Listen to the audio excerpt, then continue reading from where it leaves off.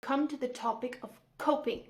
Number 2, once survival becomes familiar, the next challenge is figuring out how to cope, and that is a very different ball game than surviving.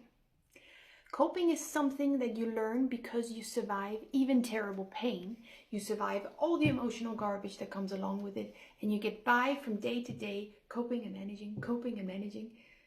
It doesn't sound very exciting, does it? Coping means that you somehow find ways to go about your day where the pain does not fill the entire room of your being. Here, in this coping state, the beauty and excitement of your life is still based through the lens of survival and the pain or illness or diagnosis, whatever you want to call it, taking center stage in your life. You have to get by rather than enjoy and live, if that is even possible when in pain, you think, at this point. Your flare-ups are maybe not as bad as they used to be, or they happen less often, but the pain still dominates inside your mind. At this point, it is very hard to see the forest for the trees. It's like you've created this clever little world with paths inside, and this forest is a metaphor for your life coping with managing and coping.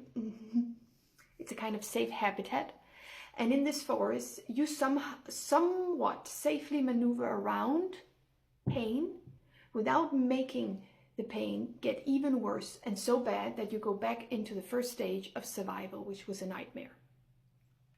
And you know these paths in the forest by heart, these paths, again, being a metaphor for your routines that keep you safe and functional, as safe and functional as you can get. But those same paths, the coping strategies and the routines that you do to steer off pain, can and will trap you in time. Life waits outside the forest you have created to stay safe. Then why not venture outside of it since you've created it yourself, somebody might ask. It isn't that simple. Reasons for staying inside of the safety zone of coping and managing and surviving are many and very varied, but I'll give you a few common examples which I went through myself. One of them it could be that you are afraid of what awaits on the other side of coping, or afraid that if you try living fully as best as you can, even when the pain is still there, then you will never be rid of it. Or it means that you are giving up on the journey to good health because you choose to live even when in pain.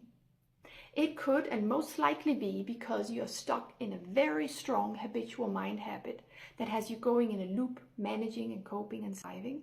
And maybe you've done it for so long that this miserable state is actually what feels safe now because it got you from surviving to coping. So it's very ironic. When any of the reasons above apply, this is a high time to start crushing that habit. It's an understandable habit. It got you this far, but now it isn't serving you anymore.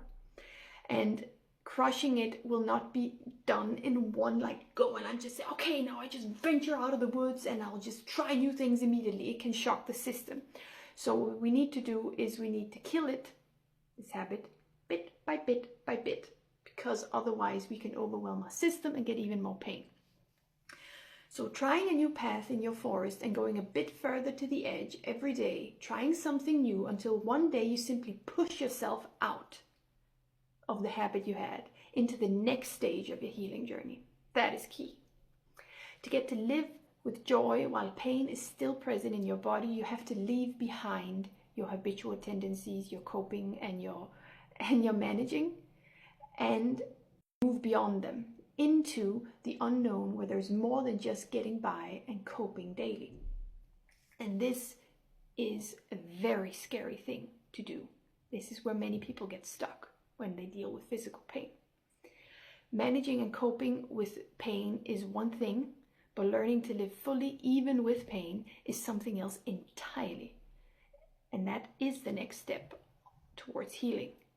I'll be talking about what it means to live and what it takes to live in my next video.